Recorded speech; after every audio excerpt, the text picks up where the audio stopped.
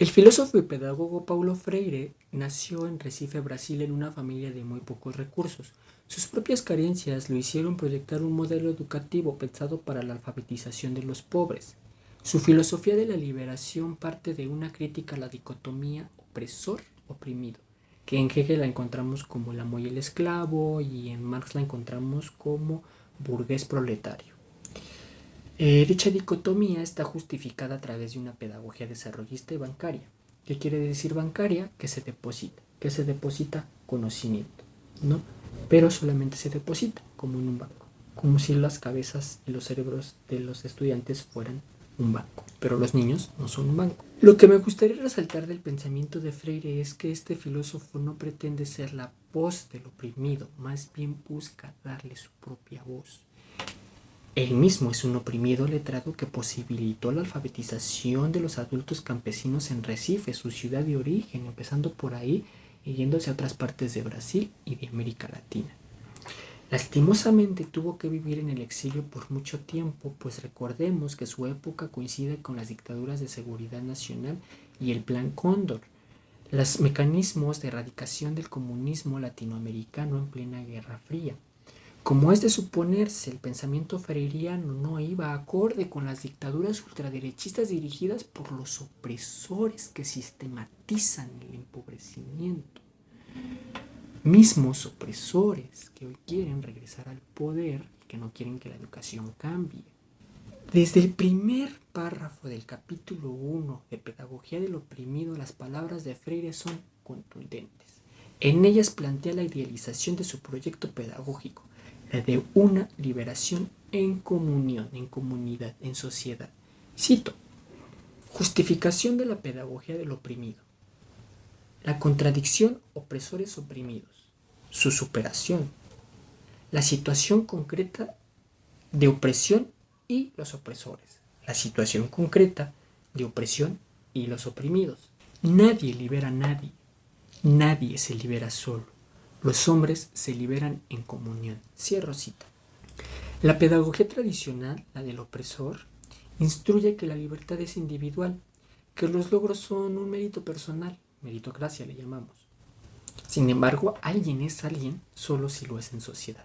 Entiendo que Freire llama a la educación bancaria a la pedagogía del opresor, porque solo otorga erudición, aislada de las problemáticas colectivas, es decir, solamente se deposita.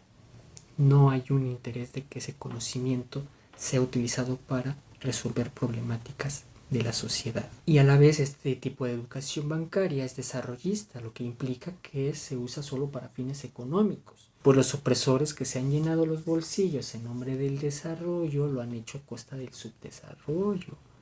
Los países subdesarrollados no son subdesarrollados por naturaleza, no. Los opresores subdesarrollan a los subdesarrollados porque los despojan. Freire expone el problema de la humanización y la deshumanización, diciendo que los opresores deshumanizan a los oprimidos. Su pedagogía propone concientizar a las clases empobrecidas, hacerles entender que ellas no tienen la culpa de su condición subalterna, es decir, que el pobre no es pobre porque quiere. Freire incita al oprimido a recuperar la humanidad que les fue arrebatada por los deshumanos opresores. La pedagogía tradicional bancaria es eurocéntrica. Se tiene que hablar el idioma del opresor para ser considerado erudito. Si no hablas el español, no eres erudito, no eres culto, tienes que hablar el español. A la vez, el lenguaje hegemónico puede convertirse en un arma para los subalternos, para los indígenas que aprendieron el idioma español a la fuerza, pero a la vez agarran el español para tener la voz y demandar a su opresor, porque el opresor pues ya le entiende, porque ya hablan el mismo idioma. Entonces agarro esta voz para decirte cuáles son mis demandas. Para Freire, el oprimido tiene su propia voz. La humanización contrahegemónica implica el reconocimiento de los idiomas y costumbres de todas, todos y todes. La humanidad del opresor que deshumaniza al oprimido es un acto deshumano en sí y por lo tanto contradictorio. La Declaración de los Derechos del Hombre y del Ciudadano de 1789, firmada por la burguesía francesa, deshumanizó a las mujeres, a los indígenas, a los asiáticos, a los africanos, y también la Declaración de los Estados Unidos. La exclusividad de la humanidad es una falacia hegemónica utilitaria. Nadie debe ser excluido de la condición de humanidad. En la época contemporánea se cree que el racismo y la exclusión son una manifestación del siglo pasado, lo cual no es así, siguen vigentes. La pedagogía del oprimido lucha contra los falsos supuestos del neoliberalismo que mercantiliza toda movilización política y social, dejando al oprimido aún más oprimido. Los subalternos no necesitan tener el poder si simplemente se convierten en el opresor. La cosa es que nadie debería de tener el poder, o todos deberíamos de tenerlo. Quienes están en los cargos administrativos, la mayoría de las veces se olvidan de que son servidores públicos. No están ahí para satisfacer sus propias necesidades y lujos, sino que están ahí para velar por el bienestar del pueblo colectivo. Quienes están ocupando esos puestos, sean de origen subalterno o no, deben estar al servicio del pueblo. Porque sí, hay gente ocupando esos puestos que se dice ser de origen humilde, pero que realmente son opresores, opresoras. Siguiendo la línea del pensamiento horizontal de los zapatistas, los servidores públicos deben obedecer las decisiones que previamente se toman entre todos, mandar obedeciendo, no tomando el poder. Y en cierta medida la pedagogía de Freire también es horizontal. No es una pedagogía en la que el educador está acá y el educando está acá. No.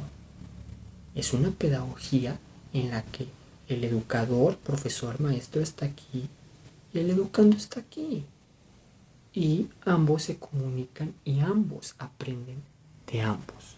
Los dos están ahí para aprender. No es una jerarquía vertical, sino que es una relación horizontal.